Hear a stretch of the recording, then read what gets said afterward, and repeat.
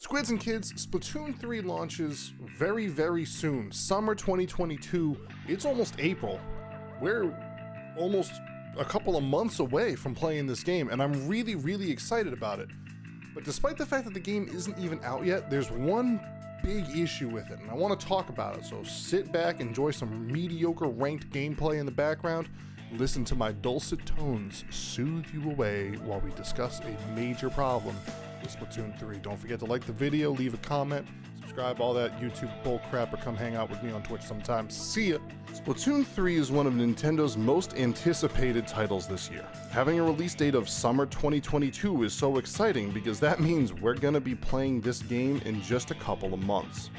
I personally can't wait to get my hands on this game, to drop into some turf war, explore the new stages, new weapons, new story, and the new world of Splatoon 3. It's a very exciting time to be a Splatoon fan.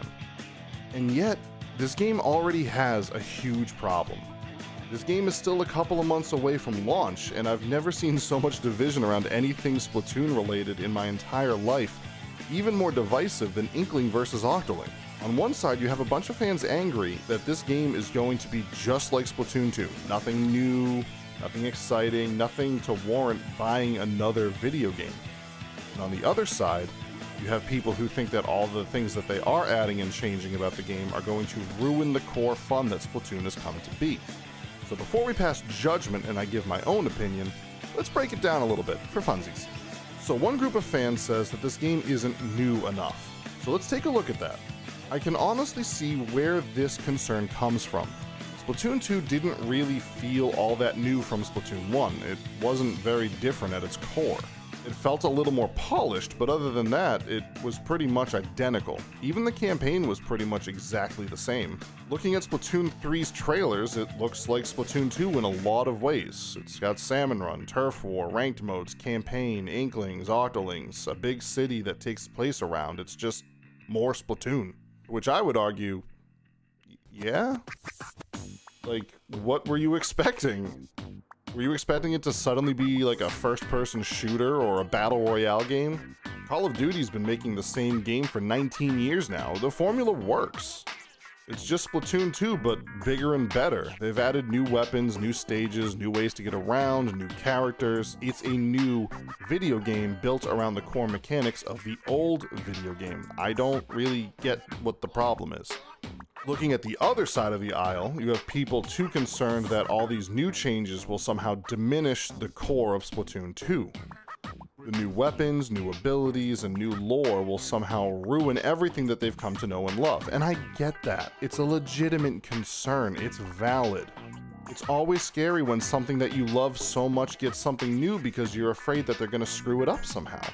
I've had similar feelings about Hogwarts Legacy lately. It's that new Harry Potter game coming out this Christmas. I'm a huge Harry Potter fan, and I'd hate to see a game come out that ruined that universe for me. I get it.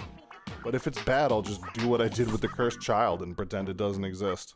Back on track, when it comes to Splatoon 2, a lot of fans want what we already have, just better, and I understand that, and I personally haven't seen much in the trailers that make me feel bad, or like I feel like this game's gonna be a problem. Speaking of problems, what I've addressed so far isn't even Splatoon 3's biggest problem. The biggest problem is the fans. Nintendo fans are very passionate about the games that they've come to know and love. And that passion is a great thing, but passion also causes people to get really frustrated when things don't turn out exactly the way they want. Let me break it down for you like this. You see it all the time in relationships. We all have desires that we want in a partner, and you spend your time coming up with a list of things that you want in your future spouse or dating partner. Then when you find someone, that list of desires becomes a list of expectations that they suddenly have to meet, and when they inevitably fall short of those expectations, you become disappointed and disenchanted or even angry. Now I know what you're saying. Jay, you've literally made 2 videos about what you want in Splatoon 3, and hey, you're right, go watch them again, please. But it's fine to have a list of things that you want to see in a game. It's okay to dream and to wish and to hope, but what's not okay is tweeting at the developer death threats just because they ruined your headcanon or didn't meet your expectations.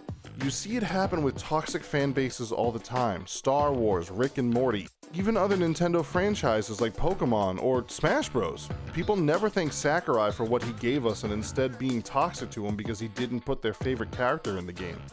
Again, it's okay to be disappointed and even a little angry. Those feelings are valid, but what's not okay is acting on those emotions in a way that's hurtful or toxic to others, and in this case, the developers of Splatoon 3. Let's all take a moment, relax, play some Turf War with me over on Twitch, and enjoy the video game that we have and the one that we will get, and not get angry about the game that we don't even have yet. Thanks for watching the video, everybody. I hope you enjoyed it. I hope that it's thoughtful and thought-provoking, and I don't know, maybe I'm completely wrong on all this. Y'all can let me know down in the comments. If you want to hang out with me and play some Turf War or some ranked mode or whatever, you can find me over on Twitch like 3 or 4 days a week, twitch.tv/LetsChase. We stream a lot of Splatoon. I got a bunch of other social medias you can follow, like Twitter and TikTok. Everything's Let's Chase. I'm just Let's Chase on literally everything. So until next time, I'm Jay, you're probably not, and we'll see you next time.